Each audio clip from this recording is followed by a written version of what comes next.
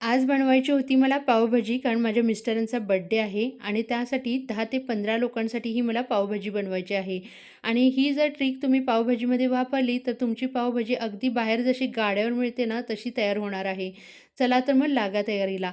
इथे पावभाजीसाठी सर्व भाज्या आपण आता चिरून घेतलेल्या आहेत आणि त्या कुकरला एक 2 ते 3 शिट्ट्या करून घेणार आहे. ह्या भाज्यांमध्ये मी फ्लॉवर वापरला आहे, बटाट्याचा वापर केला आहे, गाजर घेतलं होतं आणि शिमला मिरची आणि वाटाणा घेतला होता हिरवा.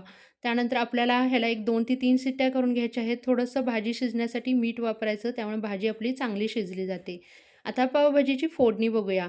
फोडणीमध्ये मी इथे तेल आणि बटर दोन्हीचा एकदम वापर केलेला आहे. त्यानंतर ह्याला आपण आलं लसूण पेस्टही वापरायची आहे, कांदा टोमॅटोची पेस्टही वापरायची आहे आणि शिमला मिरची आपण ह्यामध्ये चिरून वापरणार आहोत.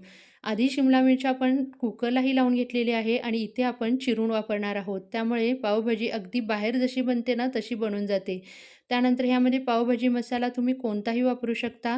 मी इथे एव्हरेस्टचा वापरला होता, कारण कसे आहे मला एव्हरेस्टची चव खूप आवडते.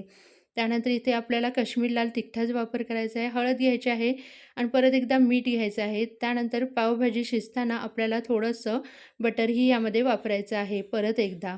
आणि आपल्याला जी भाजी स्मॅश करून छान अशी घ्यायची आणि ह्यामध्ये मिक्स करायची.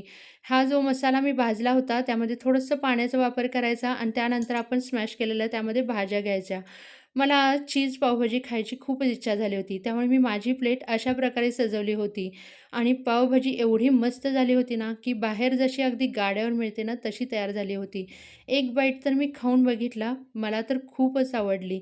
तुम्हीही अशा प्रकारे पावभाजी करून बघा आणि मला कमेंटमध्ये नक्की सांगा.